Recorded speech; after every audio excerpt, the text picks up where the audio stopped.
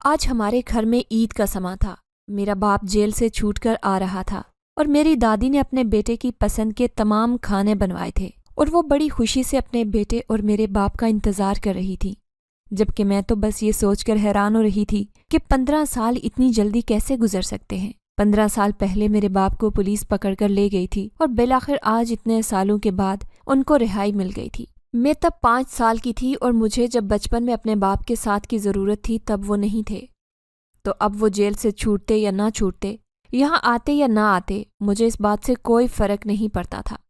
مجھے تو باپ کے نام کے لفظ سے ہی نفرت تھی۔ ماں نام کا تو رشتہ پہلے ہی زندگی میں نہیں تھا۔ میرے لیے اس پوری دنیا میں اگر کسی کی اہمیت تھی تو وہ میری 3 چھوٹی بہنیں تھیں۔ وہ بھی اپنے باپ کے بارے میں سن کر کافی حیران ہو رہی تھیں۔ ہم نے تو کبھی سوچا بھی نہیں تھا کہ ہماری اس اچھی بھلی اور سکون سے گزرتی زندگی میں کوئی ہلچل بھی مچل سکتی ہے۔ خیر، دروازے پر دستک ہوئی۔ میری دادی نے بھاگ کر دروازہ کھولا۔ سامنے ایک ادھیڑ عمر آدمی کھڑا تھا۔ کنپٹیوں پر سفید بال اس کی زندگی کے گزرے ایام کی داستان بخوبی سنا رہے تھے۔ میری دادی اپنے بیٹے کو گلے سے لگا کر پھوٹ پھوٹ کر روح دی، جبکہ میں بیزاری سے سب دیکھ رہی تھی۔ میرے باپ نے آگے بڑھ کر میرے سر پر ہاتھ رکھنا چاہا تو میں پیچھے ہٹ گئی اور اپنی بہنوں کو لے کر کمرے میں چلی آئی۔ اس وقت میری ماں ہوتی تو جانے اس کے کیا تاثرات ہوتے۔ میرے باپ کے جیل جانے سے پہلے ہی اس کی وفات ہو چکی تھی اور میں سوچ رہی تھی اچھا ہی ہوا۔ کچھ دیر کے بعد دادی کمرے میں آ کر ڈانٹنے لگی اور کہنے لگی کہ تمہارا باپ برسوں بعد جیل سے چھوٹ کر آیا ہے، اتنا نہیں کیا کہ اس سے سلام کر کے حال احوال ہی دریافت کر لو۔ آخر باپ ہے تمہارا، تم لوگوں نے تو یہ بھی نہیں پوچھا کہ اس کے اتنے سال کیسے گزرے۔ میں نے دادی سے کہا کہ جب ہمیں یہی نہیں معلوم کہ ہمارے باپ نے اتنے سال جیل میں کس جرم میں سزا کاٹی، اس پر جیل میں کیا بیتی، ہمیں اس بات سے بھی کوئی فرق نہیں پڑتا۔ میرے سوال پر دادی ہمیشہ کے لیے چپ ہو گئی اور کہنے لگی، کتنی بار تجھے کہا ہے کہ کسی نے میرے بیٹے کے خلاف سازش کی تھی اور اسے پھنسا دیا، اس وجہ سے اسے جیل ہوئی، مگر تو ہے کہ میری بات کا یقین ہی نہیں کرتی۔ میری چھوٹی بہن سونیا نے دادی کو کہا، آپ جائیں، ہم سلام کرنے آتے ہیں۔ سونیا بہت بزدل تھی اور بہت جلد ڈر جاتی تھی۔ جب بھی دادی تھوڑی سی سخت اور لہجے میں بات کرتی تو وہ کانپ جاتی تھی اور ہر کام کرنے کو تیار ہو جاتی تھی۔ ابھی بھی اس نے مجھے آنکھوں کے اشاروں سے منع کیا اور دادی کے جانے کے بعد کہنے لگی، اٹھو، ہم سب کو جا کر انہیں سلام کرنا چاہیے، جیسے بھی ہیں وہ ہمارے باپ تو ہیں۔ وہ مجھ سے 1 سال چھوٹی تھی، مگر اس کی باتیں بڑوں والی ہوتی تھی۔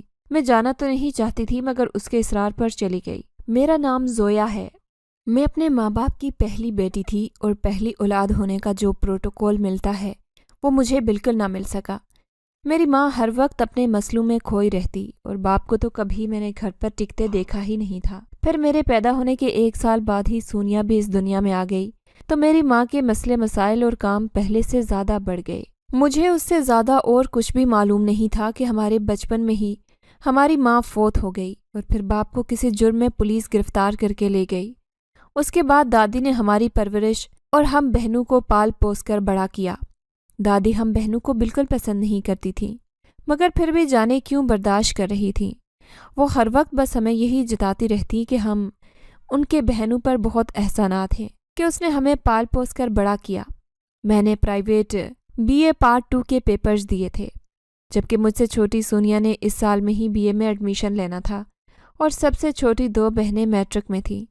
دادی تو کبھی چاہتی ہی نہیں تھی کہ ہم پڑھیں، مگر یہ میں ہی تھی جو اپنے ارادوں پر ڈٹ گئی اور صرف نہ خود پڑھا بلکہ اپنی بہنوں کو بھی آگے پڑھنے کی تلقین کی۔ ہماری زندگی اچھی خاصی جا رہی تھی اور ہم نے کبھی سوچا بھی نہیں تھا کہ کوئی اور شخص بھی آ کر اس پر مداخلت کرے گا، اور وہ کوئی اور نہیں بلکہ میرا اپنا باپ ہی ہوگا۔ سونیا کے کہنے پر ہم چاروں نے جا کر باپ کو سلام کیا تو وہ بہت جوش سے سب کے سروں پر پیار دے کر ہمارا حال چال پوچھنے لگے۔ جانے اب یہ سچ میں پیار تھا یا دکھاوا۔ دادی کہنے لگی کہ بچپن میں یہ تم لوگوں کے اتنے لاڈ اٹھایا کرتا تھا، کیا تم وہ سب بھول گئی ہو؟ شاید میں ہی بھول گئی تھی کیونکہ مجھے تو ایسا کچھ بھی یاد نہیں تھا، مگر خیر ان باتوں سے کیا فرق پڑتا تھا۔ ہمارے گھر کا نظام دادی کی وجہ سے ہی چلتا تھا۔ دادی کی کچھ زمینیں تھیں گاؤں میں جو انہوں نے کاشتکاری کے لیے دی ہوئی تھی۔ گندم، چاول اور باقی چیزیں تو گاؤں سے ہی آ جاتی تھیں، اور باقی کا جو خرچہ ہوتا تھا وہ میں اور سونیا مل کر کر لیتے تھے۔ ہم دونوں نے ہی میٹرک کے بعد سے اسکول میں پڑھانا شروع کر دیا تھا، جس کی وجہ سے تھوڑی بہت آمدن ہو جاتی تھی۔ اب ابا کے آنے کی وجہ سے دادی نے مہینے بھر کی جمع پونجی ایک ہی دن میں ختم کر دی تھی، جس کی وجہ سے مجھے سخت تشویش تھی کہ اب باقی دن ہم کیا کریں گے۔ کچھ دنوں کی بات تھی، سونیا کی طبیعت بھی ٹھیک نہیں تھی تو مجھے اکیلے ہی اسکول جانا پڑا۔ جیسے ہی گھر سے نکل کر کچھ قدم دور چلی گئی تو اچانک ہی ایک عورت میرے سامنے آ گئی اور پوچھنے لگی، تم حاکم علی کی بیٹی ہو؟ میں نے کچھ مشکوک انداز میں اس عورت کو دیکھا جس نے اپنا چہرہ چادر سے چھپایا ہوا تھا کہ وہ کون ہے اور میرے باپ کے بارے میں کیوں پوچھ رہی ہے۔ میں نے سوچا کہ ابا کو ابھی جیل سے نکلے ہوئے کتنے دن ہوئے ہیں کہ انہوں نے عورتوں سے تعلقات بھی بنانا شروع کر دیے۔ میں نے اس عورت کو کوئی جواب نہیں دیا اور اپنے راستے پر چلنے لگی۔ حیرانگی تب ہوئی جب وہ میرے پیچھے پیچھے آنے لگی۔ تھوڑی آگے جا کر میں رک گئی اور اس سے کہا کہ آپ کا کیا مسئلہ ہے؟ اگر آپ کو جواب نہیں دیا تو اس کا مطلب یہی ہے کہ مجھے آپ سے بات نہیں کرنی، کیوں پیچھا کر رہی ہیں؟ تو وہ کہنے لگی کہ صرف اس بات کا جواب دے دو کہ تم حاکم علی کی بیٹی ہو یا نہیں۔ پتہ نہیں وہ کیوں پوچھ رہی تھی، جان کر کیا کرنا چاہتی تھی، مگر میں نے اپنی جان چھڑانے کے واسطے کہہ دیا کہ ہاں میں ہوں حاکم علی کی بیٹی۔ تو اتنا سننا تھا کہ وہ ایک دم سے عورت میرے گلے لگ گئی اور مجھے یوں محسوس ہوا جیسے رو رہی ہو۔ میں نے جلدی سے خود پر سے پرے کیا اور کہا، یہ آپ کیا کر رہی ہیں؟ آپ ہیں کون اور کس مقصد کے ساتھ میرے باپ کے بارے میں پوچھ رہی؟ مگر اب کی بار اس نے مجھے کوئی جواب نہیں دیا اور بھاگتے ہوئے وہاں سے چلی گئی۔ کچھ دیر تو میں الجھتی رہی، اس کے بارے میں سوچتی رہی کہ وہ عورت آخر مجھ سے کیوں ٹکرائی اور کس وجہ سے، لیکن مجھے اسکول سے دیر ہو رہی تھی، اس لیے ان سب سوچوں کو خود سے دور کرتے ہوئے میں پڑھانے چلی گئی۔ گھر واپسی پر مجھے یہ بات یاد آئی، لیکن میں نے اسے اتنی اہمیت نہیں دی کہ اپنی بہنوں یا دادی میں سے کسی کو بتاتی۔ جیسے ہی میں گھر آئی تو دادی کہنے لگی کہ میں سوچ رہی ہوں کہ اپنے بیٹے کی شادی کر دوں۔ میں نے ہنستے ہوئے کہا، شادی نہیں، دوسری شادی کہیں، اور ویسے بھی آپ کے 45 سالہ جوان لڑکیوں کے بوڑھے باپ کو اپنی بیٹی کس نے دینی؟ دادی سن کر فخریہ انداز میں کہنے لگی کہ اس بارے میں تو فکر مت کر، میں نے اپنے بیٹے کے لیے نوکری بھی ڈھونڈ لی ہے اور لڑکی بھی۔ اب کی بار مجھے تھوڑی حیرانگی ہوئی اور فوراً سے میرے ذہن میں صبح والی عورت آ گئی۔ کہیں میرے باپ کا اسی کے ساتھ تو چکر نہیں چلنا شروع ہو گیا تھا جس کی وجہ سے وہ اس کے بارے میں پوچھتی ہوئی گھر تک آ گئی۔ خیر، مجھے کیا، میں نے تو کہہ دیا کہ آپ کو جس سے ابا کی شادی کروانی ہے کروا دیں، ہمیں کوئی اعتراض نہیں۔ ہم نے اعتراض کر کے بھی کیا لینا تھا؟ اس گھر میں ہوتا تو وہی تھا جو دادی کی مرضی ہوتی تھی، اور ویسے بھی ہم سب بہنیں ہیں۔ اس دور سے نکل آئی تھی جہاں پر سوتیلی ماں کا ڈر یا خوف ہوتا ہے۔ اگلی صبح جب میں اور سونیا اسکول جانے کے لیے گھر سے نکلے تو میں نے راستے میں پھر سے اس عورت کو دیکھا۔ اس بار اس کے ساتھ ایک جوان لڑکا بھی تھا۔ اس نے ہم دونوں بہنوں کو دیکھ کر اس لڑکے سے کچھ کہا اور وہ ہمارے پاس آ گیا۔ کہنے لگا، میری ماں کو تم بہت پسند آ گئی ہو اور وہ میرے لیے تمہارا رشتہ تمہارے گھر لے کر آنا چاہتی ہے، اگر تمہاری اجازت ہو تو۔ میں نے کچھ حیران ہو کر اس لڑکے کو دیکھا کہ یہ کون ہے، اس سے تو میں پہلی بار مل رہی ہوں اور یہ ایسے پوچھ رہا ہے جیسے ہمارا برسوں کا پرانا تعلق ہو۔ میں نے سوچا کہ ہو سکتا ہے یہ شادی کے لیے گھر آنے کے بہانے ویسے ہی مجھے پٹانے کے چکر میں ہو، تو میں نے کہہ دیا کہ ٹھیک ہے، ہمارے گھر آ جانا۔ راستے میں سونیا پوچھنے لگی کہ یہ کون تھا اور تم سے ایسے کیوں بات کر رہا تھا، تو میں نے بھی اپنی لا علمی کا اظہار کر دیا کہ مجھے خود نہیں پتا تو تمہیں کیا بتاؤں۔ مجھے تو لگا تھا کہ وہ لڑکا سچ نہیں کہہ رہا ہوگا، لیکن وہ اپنی ماں کے ساتھ ہمارے گھر چلا آیا۔ یہ دیکھ کر مجھے بہت حیرانی ہوئی کہ اس کی ماں نے اپنے چہرے پر نقاب کر رکھا تھا۔ میں نے کچھ الجھن سے اسے دیکھا کہ اس دن تو وہ میرے باپ کا نام ہی ایسے لے رہی تھی جیسے اسے جانتی ہو، اور آج اسی سے پردہ کر رکھا ہے۔ آخر ماجرا کیا ہے؟ اس پل مجھے اپنی ماں کی بہت کمی محسوس ہوئی تھی۔ کاش اس وقت وہ زندہ ہوتی تو آج سارے معاملات وہ خود طے کرتی۔ وہ لوگ تو رشتہ ڈال کر چلے گئے، لیکن میرے باپ نے ان کے جانے کے بعد کہا کہ ایسے کیسے ہم کسی سے بھی اس کی شادی کر دیں۔ ابھی لڑکے کے بارے میں کچھ بھی نہیں معلوم کہ وہ کیا کرتا ہے، کہاں سے ہے، کس خاندان سے ہے۔ دادی کہنے لگی کہ اگر ہم معلومات کروائیں گے تو وہ بھی کروائیں گے، انہیں بھی پتہ چل جائے گا کہ لڑکی کا باپ اتنے سال جیل میں رہ کر آیا اور ایسے گھر سے کوئی بھی رشتہ جوڑنا پسند نہیں کرتا۔ اگر یہ عزت سے رخصت ہو رہی ہے تو ہونے دو۔ دادی کی بات ٹھیک تھی۔ میرا باپ بھی راضی ہو گیا اور کہنے لگا، یہ تو آپ نے بالکل ٹھیک بات کہی ہے، بس جلد سے جلد ان لڑکیوں کو گھر سے رخصت کرنا ہی ہوگا۔ اگلے دن اس لڑکے کی ماں نے مجھے فون کیا اور کہنے لگی کہ میں کہیں باہر تم سے ملنا چاہتی ہوں، تو میں نے اسے اپنے اسکول کے پاس ایک پارک میں ملنے کے لیے کہہ دیا۔ مجھے اس کے یوں بلانے پر حیرت تو ہوئی تھی، لیکن میں جاننا چاہتی تھی کہ آخر وہ مجھے کیا بات کہنا چاہ رہی ہے۔ مجھے دیکھ کر وہ کہنے لگی کہ آج میں تمہیں اپنے بارے میں کچھ سچ بتانا چاہتی ہوں، تاکہ کل کو اگر تمہیں کچھ پتہ چلے تو تم مجھ سے ناراض نہ ہو کہ میں نے تمہیں خود کیوں کچھ نہیں بتایا۔ میں تمہیں اپنی زندگی کی کہانی سنانا چاہتی ہوں۔ میرے کہنے پر کہ ٹھیک ہے، آپ مجھے اپنی زندگی کی کہانی بتائیں، میں سن رہی ہوں۔ وہ اپنی آپ بیتی سنانے لگی۔ میں 4 بھائیوں کی اکلوتی بہن تھی۔ 2 بھائی مجھ سے بڑے تھے اور 2 چھوٹے تھے۔ اس وجہ سے سب گھر والے مجھ سے بہت پیار کرتے تھے۔ ہر کوئی میرے لاڈ اٹھاتے نہیں تھکتا تھا۔ اگرچہ ہم لوگ ایک مڈل کلاس فیملی سے تھے، لیکن اس کے باوجود جو بھی خواہش کرتی میرے باپ اور بھائی کہیں نہ کہیں سے پوری کر ہی دیتے۔ میں نے بس انٹر کیا تھا، اس کے بعد میرا پڑھائی سے دل اکتا گیا اور میں نے آگے پڑھنے سے صاف منع کر دیا۔ میرے بھائیوں اور میرے ماں باپ نے مجھے بہت کہا کہ میں آگے ضرور پڑھوں، لیکن مجھے پڑھنے کا بالکل شوق نہیں تھا، اس لیے میں نے ان کی یہ بات نہیں مانی کہ میرے گھر والوں نے سوچا کہ اگر آگے نہیں پڑھنا تو گھر میں فارغ بیٹھنے کا بھی کوئی فائدہ نہیں، تو بھائی کے ساتھ ہی میری شادی بھی کر دیتے ہیں اور وہ میرے لیے بھی رشتہ تلاش کرنے لگے۔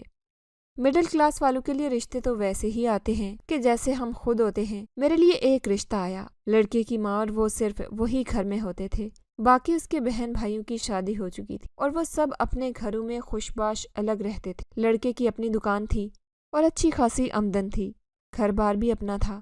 یہ سب معلومات کروا کر میرے گھر والوں نے سوچا کہ اس سے اچھا رشتہ تو کہیں مل ہی نہیں سکتا، اور انہوں نے فوراً ہاں کہہ دی۔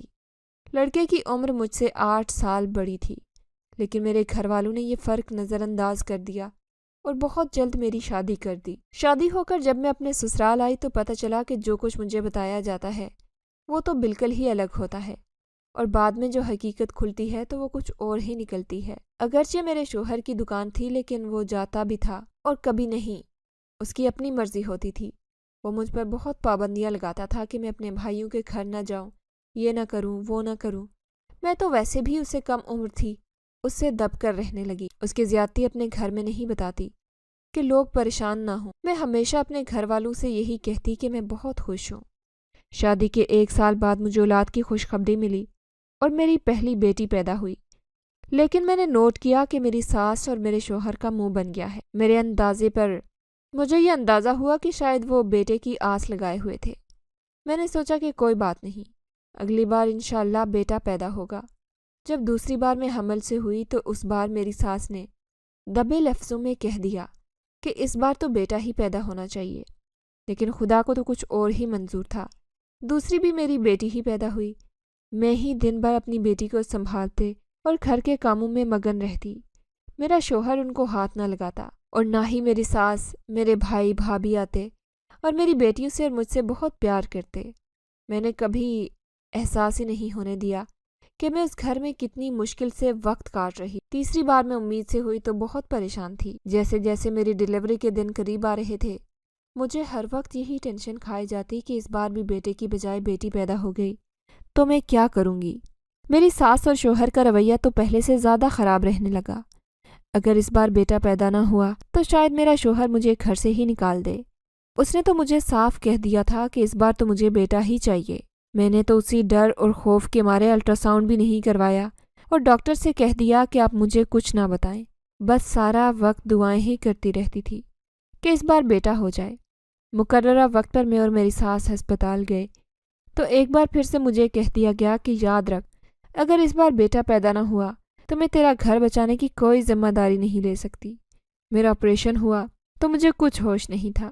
جب مجھے ہوش آیا تو ڈاکٹرز نے بتایا کہ میرے گھر اس بار جڑواں بیٹیاں پیدا ہوئی ہیں، اور میری ساس نے جب یہ خبر سنی تو وہ نہ مجھے دیکھنے آئی اور نہ ہی پوتیوں کو، باہر سے ہی گھر واپس چلی گئی۔ شاید میرا شوہر بھی نہ آتا، لیکن میرے گھر والے جب مجھے دیکھنے آئے تو اس کو دنیا داری کی خاطر مجبوری میں آنا پڑا اور مجھے بھی اپنے ساتھ گھر لانا پڑا۔ وہ بالکل بھی خوش نہیں تھا۔ میں ہر وقت روتی اور بیٹے کی دعا کرتی۔ شادی کو 5 سال ہو گئے تھے اور مجھے 4 بیٹیوں کے سوا اس گھر سے کچھ نہیں ملا تھا، نہ ہی کوئی سکھ اور نہ ہی کوئی خوشی۔ میرا شوہر مجھے دیکھنا بھی گوارا نہیں کرتا تھا، سارا دن گھر سے باہر رہتا۔ اب وہ مجھ سے نفرت کرنے لگا۔ ایک دن مجھے ساس کہنے لگی کہ دیکھو، مجھے بہت دکھ محسوس ہوتا ہے جب میں تمہیں یوں روتے ہوئے دیکھتی ہوں۔ میں جانتی ہوں کہ تمہیں بھی بیٹے کی بہت خواہش ہے۔ اگر میں تمہیں ایک عمل بتاؤں اور تم وہ کر لو گی تو یقینی طور پر تمہارے گھر بیٹا پیدا ہو جائے گا۔ میں نے اس سے پوچھا کہ ایسا کیا عمل ہے؟ تو کہنے لگی کہ بس تمہیں بتا دوں گی، آج رات تم اسٹور روم میں چلی جانا، وہیں تمہیں سب کچھ پتہ چل جائے گا، تمہیں ضرور بیٹا پیدا ہوگا۔ میں پریشانی سے بولی کہ اسٹور روم تو اتنے عرصے سے بند ہے، تو میں وہاں جا کر کیا کروں گی؟ تو میری ساس کہنے لگی کہ تمہیں بیٹا چاہیے یا نہیں؟ تو چاہتی ہے کہ تیرا گھر بسا رہے اور تیرا بیٹا پیدا ہو تو آج رات اسٹور روم میں چلی جانا۔ مجھے اس کی باتیں کچھ شک میں مبتلا کر رہی تھی، لیکن میں بیٹے کی خواہش میں کسی بھی حد تک آگے جا سکتی تھی، اس لیے میں نے اسٹور روم میں جانے کا فیصلہ کر لیا تھا۔ جیسے ہی اسٹور روم میں گئی تو اسی وقت ابھی اس عورت نے مجھے اپنی کہانی یہاں تک ہی سنائی تھی کہ میں نے دیکھا کہ سامنے سے ابا چلے آ رہے ہیں۔ انہوں نے مجھے اس عورت کے ساتھ بیٹھا دیکھ لیا تھا۔ ہمارے پاس آ کر انہوں نے بے انتہا حیرانگی سے اس عورت کو دیکھا جو اپنا چہرہ چھپانے کی ناکام کوشش کر رہی تھی، لیکن اب کیا فائدہ ہونا تھا، اب تو ابا نے دیکھ ہی لیا تھا۔ اسے دیکھ کر وہ حیرانگی سے کہنے لگے، تم زندہ کیسے ہو؟ ایسا کیسے ہو سکتا ہے؟ تم زندہ کیسے ہو سکتی ہو؟ تم تو مر چکی تھی۔ میں نے ان دونوں کو دیکھا کہ کیا وہ دونوں ایک دوسرے کو جانتے تھے۔ اس عورت کے بارے میں تو مجھے شک تھا کہ شاید وہ میرے ابا کو جانتی ہیں، لیکن ابا بھی اس کو جانتے ہیں، یہ مجھے ابھی پتہ چل رہا تھا۔ وہ عورت ایک دم سے واپس پلٹنے لگی کہ میرے ابا نے اس کا بازو پکڑ کر اسے جانے سے روک لیا اور کہنے لگے، تم ایسے نہیں جا سکتی، تم زندہ کیسے ہو سکتی ہو؟ یہ کہتے ہوئے ابا نے اس کے چہرے سے نقاب بھی کھینچ لیا۔ مجھے اپنے باپ کی یہ حرکت بہت بری لگی، تو میں نے انہیں پیچھے دھکا دیا اور کہا کہ یہ کیا بدتمیزی ہے، آپ ایسا کسی عورت کے ساتھ کیسے کر سکتے ہیں؟ ابا نے میری طرف دیکھ کر کہا، کسی عورت کے ساتھ میں یہ سلوک نہیں بلکہ اپنی بیوی کے ساتھ کر رہا ہوں۔ اسی کے قتل کے الزام میں 15 سال سے جیل کاٹ کر آ رہا ہوں اور یہ زندہ ہے۔ تم یہ بات جانتی تھی لیکن تم نے نہیں بتائی کہ تم اپنی ماں کے ساتھ رابطے میں ہو۔ تم دونوں مل کر میرے خلاف پھر سے کوئی سازش کر رہی ہو نا؟ ابا کے منہ سے بیوی کا لفظ اور اپنے ماں کا لفظ سن کر میں نے شاکڈ ہو کر اس عورت کو دیکھا جس کی آنکھوں سے آنسو بہہ رہے تھے۔ وہ میری ماں تھی، لیکن ایسا کیسے ہو سکتا ہے؟ ہمیں تو بچپن سے ہی بتایا گیا تھا کہ تمہاری ماں کا انتقال ہو گیا، اور یہ انکشافات تو ابھی سننے کو مل رہے تھے کہ میرے ابا کو جیل اسی لیے ہوئی تھی کہ انہوں نے میری ماں کو مار دیا، اور ماں تو میرے سامنے زندہ کھڑی تھی۔ یہ ساری مسٹری آخر تھی کیا؟ تو اس کا مطلب یہ تھا کہ میری ماں جو یہ مجھے کہانی سنا رہی تھی، یہ میری دادی اور میرے ابا کی بات ہو رہی تھی۔ میری حالت وہ ہو گئی کہ کاٹو تو بدن میں لہو نہیں، میں ایک دم ہی اتنے بڑے راز کھل رہے تھے کہ میرے جسم میں جان ہی نکل گئی۔ اس عورت نے میری طرف دیکھ کر کہا، ہاں میں ہی ہوں تمہاری ماں۔ میں نے چیختے ہوئے کہا، پچھلے 15 سالوں سے آپ کہاں تھی؟ میرے باپ کو جیل بھیج دیا، اپنی بیٹیوں کی خیر خبر نہیں لی، اور اب 15 سال کے بعد آپ کو یاد آ گیا کہ آپ کا ایک خاندان بھی ہے۔ آپ واپس چلی جائیں۔ اپنے شوہر سے انتقام لینے کی خاطر اب اتنا گر گئی ہیں کہ آپ نے اپنی 4 بیٹیوں کی بھی پرواہ نہیں کی اور انہیں چھوڑ کر چلی گئیں۔ وہ عورت کہنے لگی کہ ایسا بالکل نہیں ہے، میں تمہیں سب سچ بتا تو رہی تھی، میری پوری بات سن لو۔ لیکن ابا تو کوئی بات سننے کو تیار ہی نہیں تھے۔ اماں کا ہاتھ پکڑ کر کھینچتے ہوئے کہنے لگے کہ تمہیں پولیس کے پاس لے جاؤں گا۔ میری زندگی کے 15 سال تمہاری وجہ سے برباد ہو گئے، میں تمہیں چھوڑوں گا نہیں۔ میں نے ابا کو پیچھے کرتے ہوئے کہا کہ مجھے ان کی پوری بات سننی ہے، آخر کس وجہ سے انہوں نے آپ کو 15 سال قید کی سزا دلوائی؟ اماں کہنے لگی کہ میں تمہیں وہی تو سب بتا رہی تھی۔ میری ساس یعنی کہ تمہاری دادی نے مجھے اسٹور روم میں جانے کا کہا تو میں حیران ہوئی تھی، لیکن میں اس کی بات مانتے ہوئے چلی آئی، اور جیسے ہی اندر گئی تو ایک دم سے پیچھے سے کسی نے اسٹور کا دروازہ بند کر دیا۔ اندر کاٹ کباڑ پڑا ہوا تھا، لیکن جیسے ہی میری نظر ایک کونے پر پڑی تو میری چیخیں نکل گئی۔ وہاں پر تو 2-3 سانپ اور بچھو نظر آ رہے تھے۔ مجھے دیکھ کر وہ میری طرف بڑھنے لگے۔ میں چیختے ہوئے ادھر سے ادھر بھاگنے لگی۔ اپنے شوہر اور ساس کو آوازیں دینے لگی کہ دروازہ کھولیں اور مجھے بچائیں، لیکن مجھے ایسا لگ رہا تھا کہ جیسے مجھے جان بوجھ کر یہاں اندر بند کر دیا گیا ہے، کیونکہ دروازہ باہر سے میری ساس نے بند کیا تھا۔ مجھے سمجھ نہیں آ رہا تھا کہ وہ میری جان کیوں لینا چاہ رہی ہے۔ میں نے اس کا کیا بگاڑا تھا؟ میری جان خطرے میں تھی اور میں ان سانپوں اور بچھوؤں کے بیچ میں تھی اور قریب تھا کہ وہ مجھے ڈھس لیتے، لیکن میں نے ہمت نہیں ہاری اور اسی کاٹ کباڑ میں سے ایک ٹوٹی ہوئی کرسی کی لکڑی اٹھا کر اپنا دفاع کرنے لگی اور اسی سے ان سانپوں کو مارنے لگی۔ میرے ہاتھ میں جو چیز لگتی ان سے مارتے ہوئے اپنی جان بچانے کی بھرپور کوشش کر رہی تھی۔ میرے ذہن میں ایک خیال آیا۔ میں نے کھڑکی کھول کر باہر کودنے کا فیصلہ کیا۔ یہ بھی سراسر موت ہی تھا، کیونکہ اسٹور روم گھر کی چھت پر تھا اور نیچے پکی سڑک پر کودنے کا مطلب بھی یہی تھا کہ انسان اپنی زندگی سے ہاتھ دھو بیٹھے۔ لیکن میں نے ان سانپوں کے ہاتھوں تڑپ کر جان نہیں دینی تھی، اس لیے میں نے ایک لمحے میں فیصلہ کیا اور کھڑکی کھول کر باہر کود گئی۔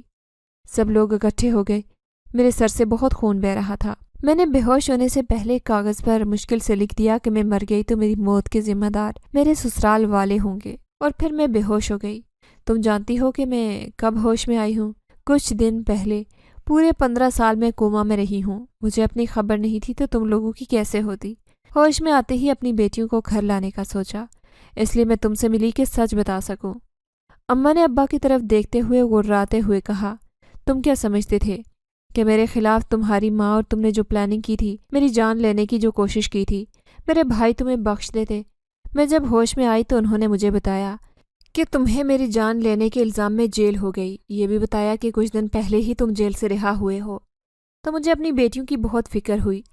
تم اور تمہاری ماں تو پہلے ہی میری بیٹیوں کو پسند نہیں کرتے تھے، تو اب جانے کیا سلوک کرتے۔ میں اپنے بھائیوں سے بھی بہت لڑی کہ وہ میری بیٹیوں کو اپنے ساتھ یہاں پر کیوں نہیں لے کر آئے۔ وہ کہنے لگے کہ تمہاری ساس نے انہیں جانے نہیں دیا، اور ہم نے بھی سوچا کہ ہم انہیں لے کر آئیں، اور ان کے ذریعے کسی کو یہ بات پتہ چل گئی کہ تم کومے میں ہو اور زندہ تو ہو سکتا ہے کہ تمہارے شوہر کو جیل سے رہائی مل جائے، اور ہم ایسا نہیں چاہتے تھے۔ اسے سبق سکھانا چاہتے تھے۔ جیسے ہی مجھے ہسپتال سے چھٹی ملی تو اسی دن تم سے ملی، اور آج میں نے تمہیں یہاں پر اسی لیے بلایا تھا کہ تمہیں سب سچ بتا دوں۔ ہمیشہ کے لیے اپنی بیٹیوں کو اپنے پاس لانا چاہتی تھی، اسی لیے بھائی کے بیٹے کا رشتہ تم سے طے کر دیا، اور آہستہ آہستہ میں اپنی چاروں بیٹیوں کو وہاں سے نکال لوں گی۔ اس کے بعد ہی میرے شوہر کو پتہ چلے گا کہ میں زندہ ہوں تو بہتر ہے، ورنہ اگر پہلے پتہ چل گیا تو جانے کیا ہوگا۔ یہ ساری کہانی سن کر میں تو بے انتہا شاکڈ رہ گئی۔ میری دادی اور میرے باپ نے میری ماں کے ساتھ اتنا برا سلوک کیا ہوگا، میں تو کبھی سوچ بھی نہیں سکتی تھی۔ بہنیں ہمیشہ ہی ماں باپ کے پیار کو ترستی ہیں، لیکن ساتھ میں یہ حیرانگی بھی ہوئی تھی کہ کیا ہمارا اور کوئی رشتہ اس دنیا میں نہیں ہے۔ لیکن آج پتہ چل رہا تھا کہ سارے ہی رشتے دنیا میں تھے، لیکن ہم ہی محروم تھے۔ میرے باپ نے صاف انکار کر دیا اور کہنے لگا کہ میں اپنی بیٹیوں کو تمہارے ساتھ ہرگز نہیں جانے دوں گا۔ جو میرے 15 سال تمہاری موت کے الزام میں برباد ہوئے، اس کا بھی حساب لے کر رہوں گا۔ میں نے ابا کو دیکھتے ہوئے کہا کہ آپ میری ماں کے ساتھ کچھ غلط کر کے دکھائیں، آپ کو ان کے ساتھ ان کی 4 بیٹیاں بھی کھڑی ملیں گی۔ جتنے ظلم آپ کو میری ماں کے ساتھ کرنے تھے وہ کر چکے، لیکن اب اگر آنکھ اٹھا کر بھی میری ماں کو دیکھا تو میں خود پولیس میں جاؤں گی۔ میں اپنی ماں کو ساتھ لے کر اسی وقت گھر گئی تو میری دادی کا بھی وہی رد عمل تھا جو میرے باپ کا تھا۔ میری اماں کو دیکھ کر اس کے تو ہوش ہی اڑ گئے تھے۔ میری ماں نے اپنی 4 بیٹیوں کو گلے سے لگا لیا اور ہمیں اپنے ساتھ لے کر بھائیوں کے گھر آئیں۔ مجھے بعد میں پتہ چلا تھا کہ دادی نے اماں کی جان لینے کی کوشش صرف اس لیے کی کہ میری ماں کے مرنے کے بعد وہ اپنے بیٹے کی دوسری شادی کروا لے، اور سب کو یہی کہیں کہ بہو تو کچھ سامان لینے اسٹور میں گئی تھی، وہاں پر کسی زہریلے کیڑے نے کاٹ لیا تاکہ ان پر الزام نہ آئے۔ لیکن جو کچھ ہوا وہ ان لوگوں کی توقع کے خلاف ہوا۔ ان کی سازش کی وجہ سے میری ماں اور باپ دونوں کے 15 سال برباد ہوئے۔ دادی نے ہم بہنوں کو بھی اپنے بڑھاپے اور تنہائی کے خیال سے اپنے ساتھ رکھا، ورنہ ان کا اگر کوئی اور آسرا ہوتا تو ہرگز بھی وہ ہمیں اپنے ساتھ نہ رکھتی۔ لیکن اب جو ہونا تھا وہ تو ہو گیا تھا۔ میں نے اور میری بہنوں نے فیصلہ کیا تھا کہ اب ہم اپنی ماں کو زندگی کی ہر وہ خوشی دیں گے کہ وہ فخر کریں گی کہ انہوں نے بیٹیوں کو جنم دیا۔ جانے لوگ یہ کیوں بھول جاتے ہیں کہ بیٹے یا بیٹی کا پیدا ہونا تو خدا کے اختیار میں ہے، اور بیٹیاں بھی کسی نعمت سے کم نہیں ہوتی۔